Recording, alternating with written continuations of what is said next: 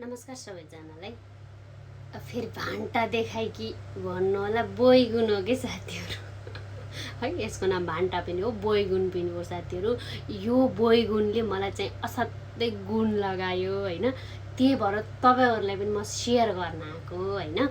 अब यसले मलाई कसरी गुण लगायो भन्नुहुन्छ भन्दा म भन्छु, तपाईँहरू हेर्नु होला र सुन्नु होला र गर्नु होला पनि। चाहिँ यसको तरकारी चाहिँ मलाई मिठो हुन्थेन, मन पर्ने थिएन क्या साथीहरू है। अब कतिजनालाई त मन पर्न सक्छ होइन, मलाई चाहिँ तरकारी मन पर्ने थिएन होइन। एकजना सिस्टरले फेरि भिडियो बनाउनु भएको रहेछ यही बैगुनको। यसलाई तरकारी मात्रै पकाएर नखाने, अचार बनाएर खायो भने असाध्यै मिठो हुन्छ भन्नुभयो होइन। म फेरि यस्तो बनाउने पकाउनेमा चाहिँ फेरि अगाडि छैन के। मैले पकाएको खासै केही पनि मिठो हुन्न, मेरो हातै मिठो छैन भन्छन् होइन। त्यही भएर म नाच्न गाउनमा अगाडि छु साथीहरू। यो पकाउने खुवाउने गर्नमा चाहिँ छैन के। मैले चाहिँ त्यो बहिनीको भिडियो हेरेपछि मलाई पनि बनाम भयो के। कस्तो हुँदो रहेछ र फेरि ट्राई गर्न चाहिँ मन लाग्छ के। नयाँ कुरा होइन, कस्तो हुँदो रहेछ र मिठो होस् नहोस् होइन, ट्राई चाहिँ गरेँ। असाध्यै मिठो भएर यसले मलाई गुण लगायो कि कसरी एक फेर बनाएर खानु होला। सजिलो तरिका छ, बनाएर खानु पनि खत्रै मिठो हुन्छ। अब एउटा यो लिनुहोस् होइन। त्यसपछि यसलाई यसरी 4 टुक्रा गराएर काट्नुहोस् होइन, आउँदैन। त्यसपछि फेरि यो बीचबाट यसरी काट्नुहोस् है। यो टमाटर एउटा भए पुग्छ होइन। त्यसपछि फेरि एउटा होइन तेल राख्नुहोस्, हल्का राख्नुहोस् होइन।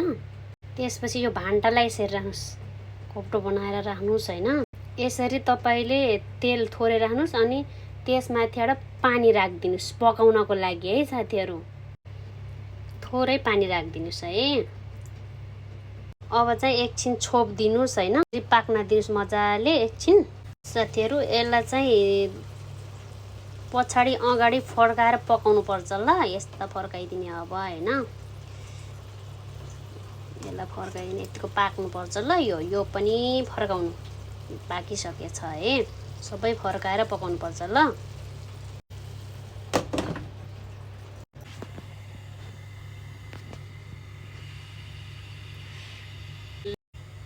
अब तेल राख्नुहोस् है। तेल राखिसकेपछि यति भइ पुग्छ।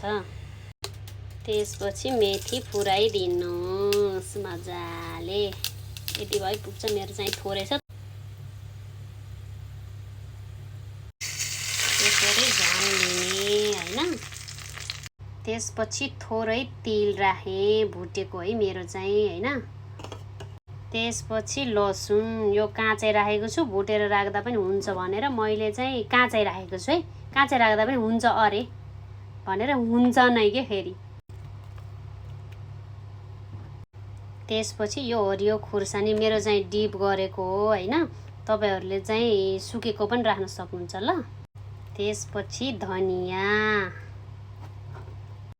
त्यसपछि थोरै नुन, धेरै खानुहुन्न है नुन फेरि ल साथीहरू। मेरो चाहिँ अचार रेडी भयो होइन। यसमा कागती पनि हाल्न सक्नुहुन्छ है, भयो भने।